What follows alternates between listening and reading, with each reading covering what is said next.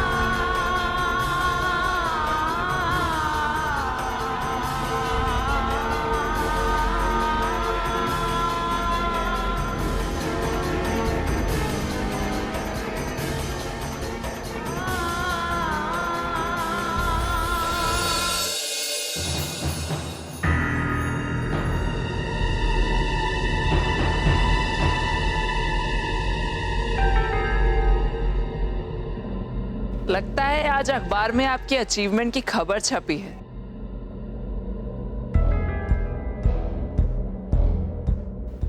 Achievement माने उपलब्धि? क्या कहना चाहती हैं आप?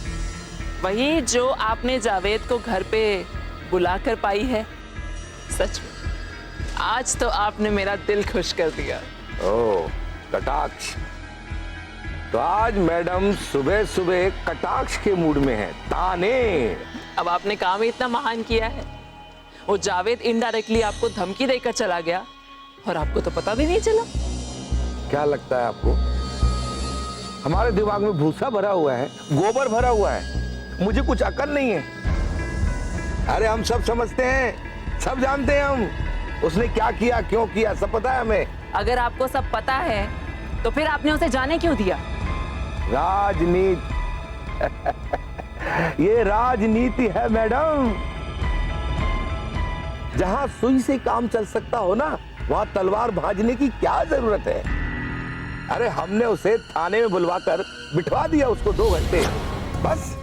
उसके लिए ये किसी सजा से कम है क्या? तो अगर आपके लिए ये सजा थी तो फिर आपने अब उसे अपने घर पे क्यों बुलाया? शक्ल देखने के लिए उसकी? तो तुम क्या चाहती हो? उसे मारे पीटे, गिरफ्तार करवा दे, ताकि पूरे शहर में हमारे खिलाफ नारेबाजी शुरू हो जाए। पूरा बनारस शहर हमारे खिलाफ खड़ा हो जाए, हाय हाय के नारे लगाए, मेरे गेट के सामने खड़ा हो जाए। ये चाहती हैं हम? नेताजी, आपको अपनी कुर्सी की कितनी फिक्र है ना? हाँ एक नेता के लिए उसकी कुर्सी से बढ़कर कुछ भी नहीं।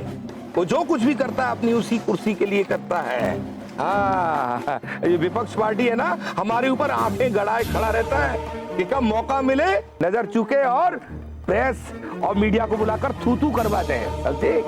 तो इसका मतलब आप ऑपोजिशन के डर से इसी तरह भीगी बिल्ली बने रहो, है ना? अरे भीगी बिल्ली नहीं, ये सब अहंकार की लड़ाई है मैडम, और हमें अहंकार में बहुत कम विश्वास है।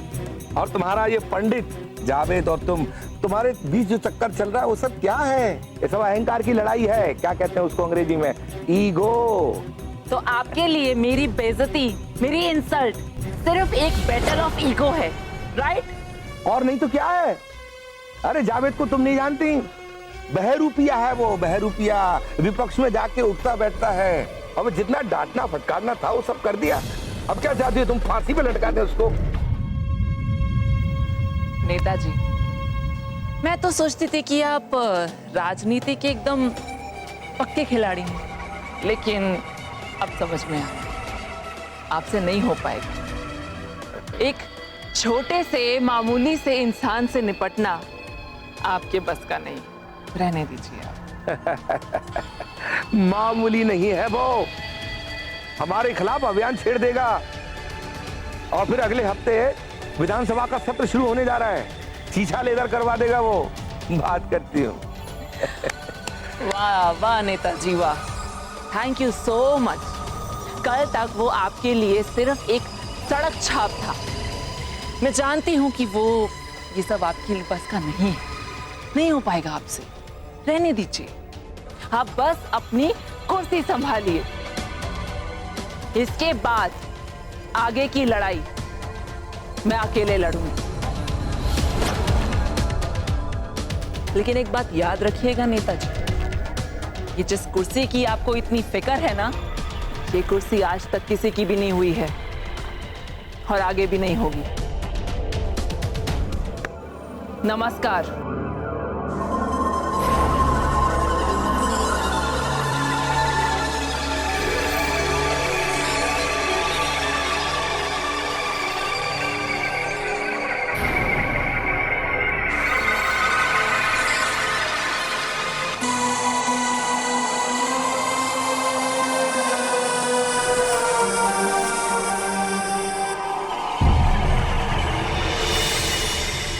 चल ठीक है, मैं बाद में बात करती हूँ। बाय। लाओ माँ, आज का नाश्ता मैं आपको बनाकर खिलाऊंगी। हाँ, किसी को कुछ बनाने की जरूरत नहीं है। राधेलाल स्वीट से गर्मा गर्म जलेबी और समोसे तैयार है। अरे बेटा, ये सब करने की क्या जरूरत थी? चाची जी, एक तो आप मुझे बेटा कहती हैं, तो बेटे का इतना भी हक नहीं बनता है क्या? प्लीज सागर, इस घर में कुछ भी लाने से पहले तुम्हें एक बार पूछ लेना चाहिए था। तो कौन सा मैं ताजमहल उठा के ले आया जो पूछ के लाऊं? यार खाने पीने की चीज है, खा पी खत्म करते हैं। प्लीज, मैं तली हुई चीजें नहीं खाती। ये लो, बचपन में तो बड़ी जलेबियां खाया करती थी तू।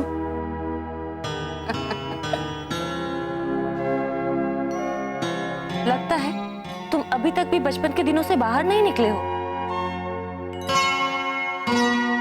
सागर मल्होत्रा, बचपन के दिनों से बाहर निकलो। आज जिंदगी की हकीकत कुछ और है। अरे बेटा, इसके कहने का मतलब ये है कि अब ये बड़ी हो गई है, सयानी हो गई है। चाची जी, इतनी भी कोई बड़ी नहीं हो गई है ये। इस उम्र में दादी अम्मा वाली बातें कर रही है। चलो, तुम लाए हो बड़े प्यार से, तो इसे मैं खा लूं। और भैरवी, अगर तुम फ्राइड चीजें नहीं खाती हो तो मुझे 2 मिनट दो, मैं अभी तुम्हारे लिए सैंडविच पैक करा के लाता हूँ। Okay? Thank you so much, लेकिन मेरे लिए इतनी तकलीफ करने की जरूरत नहीं है। अरे लेकिन इसमें तकलीफ की क्या बात है? बस 2 मिनट यूं गया और यूं आया। प्लीज, मैंने कहा ना नहीं। मैं अपना नाश्ता खुद बना लूंगी। क्या हो गया इसे? कुछ नहीं बेटा, बैठो। इसकी बात का बुरा मत मानना। चाची जी, मुझे बुरा बिल्कुल भी नहीं लगा, लेकिन इसे देखकर मुझे ऐसा लग रहा है जैसे इसे कोई टेंशन है, कुछ परेशानी है। नहीं, ऐसी तो कोई बात नहीं है। हाँ, जब से ये ठुमरी को उसने अपनी जिंदगी बना लिया है ना, ऐसी उखड़ी उखड़ी रहती। तो आपने अपना सपना ऐसे दे दिया? नहीं बेटा, अपनी आंखों का सपना कोई दूसरों की आंखों में कैसे बसा सकता है? मेरी जिंदगी की अधूरी कहानी को पूरा करने में लगी हुई है। लेकिन चाची जी, अपने अतीत, बीते हुए दिनों को भुलाकर उस हिस्से के बगैर जिंदगी की कहानी पूरी नहीं हो सकती।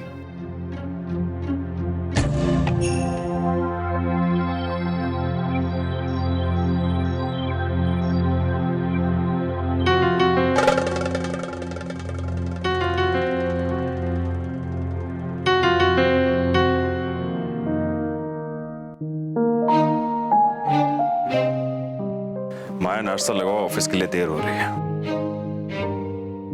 आपने कुछ कहा क्या? मतलब मैंने जो कुछ भी कहा तुमने सुना ही नहीं। कहाँ खोई रहती हो आजकल? एक्चुअली गोविंद, मैं सोच रही थी कि हमने हवेली छोड़कर कोई गलती तो नहीं की।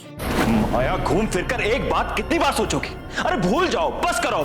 भूलने वाली बात होती तो जरूर भूल जाती, लेकिन सिर्फ तुम्हारे कहने से कि भूल जाओ, मैं अपना करोड़ों का नुकसान नहीं होने दूंगी। मतलब ये कि उस हवेली में हमारा भी हिस्सा है जो हम नहीं छोड़ सकते। अच्छा, उस हवेली को बनाने में तुमने खर्च किया था? अपनी जेब की पूंजी लगाई थी? कितनी पूंजी लगाई थी तुमने? मेरे भोले भंडारी, मैं वही कहने की कोशिश कर रही हूँ कि उसमें जो लोग रह रहे हैं उन्होंने भी कोई पूंजी नहीं लगाई थी। पिताजी ने उस घर को बनवाने के लिए अपने खून पसीने की कमाई लगाई थी। जी हाँ, वही कहने की कोशिश कर रही हूँ मैं। मेरे प्यारे आदरणीय ससुर जी ने उस हवेली को अपने खून पसीने की कमाई से बनवाया था, तो उनके 2 बेटों में से एक बेटा उसका मजा क्यों ले? दोनों बेटों को लेना चाहिए, सिर्फ एक बेटा क्यों ले? तो मैं अपने भाई से अब हिस्से की बात करूंगा। बिल्कुल करनी ही पड़ेगी। क्या कमी क्या है आप और भाई साहब के पास उस हवेली के सिवा है क्या? इसका क्या मतलब? हम अपने करोड़ों की प्रॉपर्टी दान कर दें? सॉरी मिस्टर गोविंद, हम इतने दानवीर कर्ण नहीं हैं। माया, और कितना गिराओगी मुझे? जिस भाई से मैं आंख से आंख मिलाकर बात नहीं कर सकता था, उस भाई के बीच में, हमारे बीच में कितनी दूरियां बढ़ा। मिस्टर गोविंद, अब आप अचानक से मुझे इस पूरे खेल में खलनायिका मत बनाइए, क्योंकि जो भी हुआ है ना, उसमें आपकी भी रजामंदी थी। हाँ ठीक है, जो कुछ हुआ सो हुआ। अब भगवान का दिया सब कुछ है हमारे पास। उस हवेली में हमें हिस्सा मिले या न मिले, क्या फर्क पड़ता है? अब आप मुझे सिर्फ एक बात बताइए, उस हवेली में हमारा हिस्सा है या नहीं है? है। तो आप एक काम करिए, शांति से, प्यार से ऑफिस की तरफ मुड़िए, क्योंकि अब उस हिस्से को कैसे लेना है वो मैं खुद देख लूं। अरे मिस्टर गोविंद, आपको तो नाश्ता करना था ना, क्या हुआ?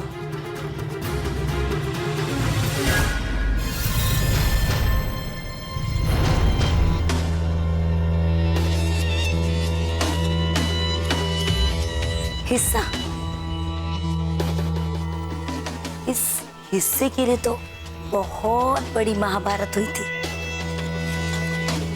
अब एक और महाभारत का इंतजार कीजिए, पंडित शिव शंकर पांडे जी, बनारस वाले।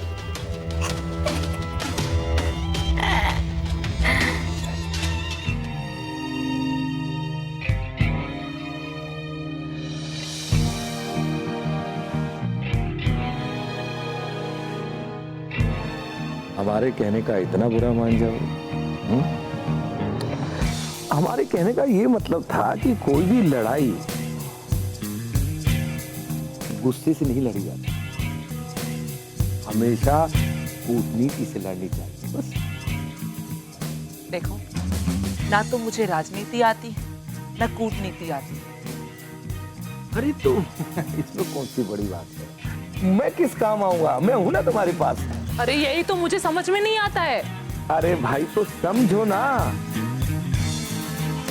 सबसे हंस के मिलो और चिरौरी चिरौरी का मतलब है कि विनती करो, अपना काम निकालो और मौका मिलते ही उठा के पटक दो। अपना काम निकालो किसी भी तरह। यही तो फर्क है आप में और मुझ में। ओहो, तो संगति का कुछ तो लाभ उठाओ ना। देखो, अब आपके जैसे मैं डबल स्टैंडर्ड्स तो नहीं खेल सकती हूँ। हम कोई दोगले इंसान है, दो मुंह इंसान है, क्या कहना चाहती हो तुम? और नहीं तो क्या, कोई दीन ईमान है? ये तो ज्यादती हो रही है भाई। जब घी सीधी उंगली से निकल रहा है तो टेढ़ी क्यों की जाए, बताओ। ठीक है, आपने जो किया आपको ठीक लगा, लेकिन एक बात सुन लीजिए आप, इसके बाद वो पंडित जी और जावेद और ज्यादा उछलने वाले हैं। अरे तो उछलने दो ना, उछल उछल के क्या करेंगे, अपना ही तो मुंह नोचेंगे। और फिर मैंने तुम्हें एक खास बात तो बताई नहीं। क्या? मुख्यमंत्री जी ने हमें सांस्कृतिक मंत्रालय का अतिरिक्त कार्यभार सौंपा है। अब मैं इस शहर का ही नहीं, पूरे प्रदेश का जो कल्चर है वो हमारे हाथ में आ गया है। तो इससे क्या होगा? अरे इससे ये होगा कि जितने भी कलाकार हैं, नाचने वाले, गाने वाले, बजाने वाले, नौटंकी वाले, वो सब मेरे हाथ की कठपुतली बन गए हैं। अब मैं जब चाहूं, जहां चाहूं, उन्हें नचा सकता हूं। Wow, that's simply great news. इसका मतलब वो ठुमरी गायक भी अब हमसे बच नहीं सकता है। उसने जो है बर्रई बर्रई बर्रई वो कहते हैं इंसेक्ट, लाल पीली डंक वाली मधुमक्खी। You mean तैतैया? तैतैया नहीं, ततैया। ओह, ततैया, राइट राइट। नाउ भैया जी अंडरस्टैंड, ततैया। अब ये जो शिवशंकर पांडे है ना, अब ये बच नहीं पाएंगे। इन्होंने बर्रैया के छत्ते में हाथ डाल दिया है। सबसे पहले तो मैं सांस्कृतिक मंत्रालय से जो उसे सहयोग मिलता है ना, उसे काट दूंगा। उसके बाद उसे ऐसी पटकनी दूंगा ना कि उसे छठी का दूध याद आ जाएगा। इसे कहते हैं कुर्सी का कमाल। देखा? कुर्सी और उसका कमाल।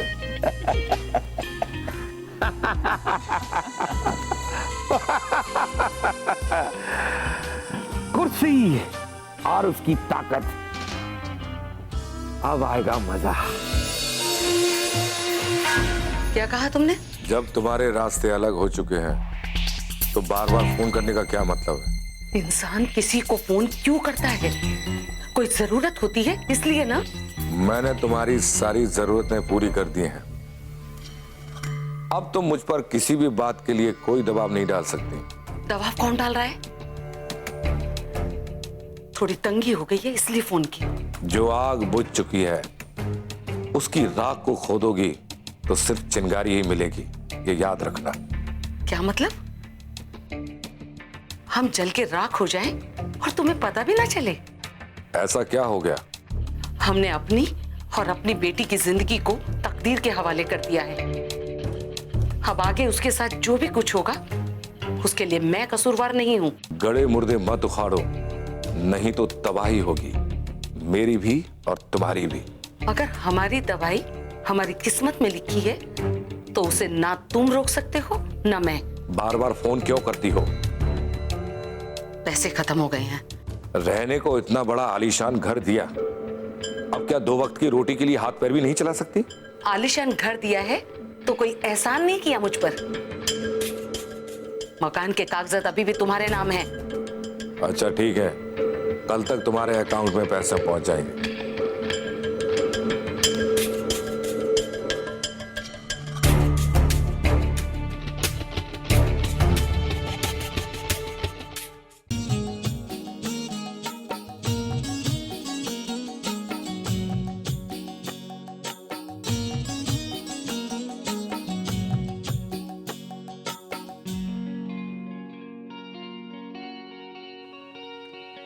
झिनी झिनी बिनी रे चदरिया झिनी झिनी झिनी बिनी रे चदरिया झिनी काहे के ताना काहे की भरनी कवन सितार से बीनी कवन सितार से बिनी रे चदरिया झिनी झिनी बिनी रे चदरिया झिनी।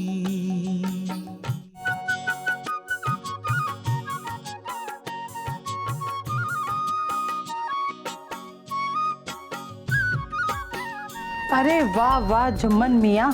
अरे नाम तो ठीक से ले लिया करो हमारा। जुम्मन नहीं भाई, जावेद। आप तो हमारे नाम के साथ भी खिलवाड़ कर रही हैं मोहतरमा। हाँ हाँ वही, जैसे तुम्हारी नटई में ये गाना घुसा है ना, वैसे ही अपनी कंगाली में कुछ पैसे डाल दो। पता है ना कितने महीनों का किराया बाकी है? कितने महीने का? लो अब ये भी मैं ही याद दिलाऊं? अरे आप भूलेंगी तब ना याद दिलाऊंगा मैं। हमेशा एक एक पाई पाई चुकाता आया हूँ। पहले कभी ऐसा हुआ है क्या? ये पहली बार ऐसा है, थोड़ी मुश्किलात है। अब देखिए, आप परेशानी में, आपको थोड़ी तो मदद करनी चाहिए। अरे अब तक मदद ही तो करती आई हूँ, कोई और होता तो कब का निकाल बाहर खड़ा करता। इसीलिए आपके एहसान तले दबा हूँ, भाग नहीं सकता। अरे पर तुम पैसे नहीं दोगे तो मैं घर का खर्च कैसे चलाऊंगी? और आपने जो अभी मेरा गाना सुना, वो क्या फोकट में था? अरे भाई उसकी भी कीमत लगेगी। अरे जाओ जाओ, तुम्हारा गाना तो मैं रोज सुनती हूँ, कल तो तुम अपने ही कर्जदार मुझे बना दोगे। खैर, खाना खाया या आज भी भूखे पेट? मोहतरमा, इस बनारस शहर की यही तो खासियत है, यहाँ कोई भूखे पेट नहीं सोता। अब जब आपने पूछा है तो अब आप बिना खिलाए मुझे मानेंगी थोड़ी ना, हमें ऐसे भूखे पेट थोड़ी सोने देंगी। आपकी इंसानियत जाग जाएगी, है कि नहीं? बातें बनाना तो कोई आपसे सीखे। अरे बना क्या है, वही कोहड़ा और देसी घी में तली हुई वो पूरी। भेजती हूँ। शुक्रिया। अल्लाह का करम है जो ऐसे नेक दिल लोग मेरे आसपास हैं। पढ़ना है तो इंसान को पढ़ने का हुनर सीख। इंसान के चेहरे पे लिखा है किताबों से ज्यादा। अरे जेठ जी, हमारा हिस्सा हड़प कर लेंगे तो कोर्ट स्टेशन में तो जाना ही पड़ेगा ना। अरे तुमने किसी से बिना बातचीत किए हुए कोर्ट में जाने की तैयारी शुरू कर दी। हमें तैयार रहना होगा गोविंद। तुम्हारे भैया हमारे साथ कभी भी बेईमानी कर सकते हैं।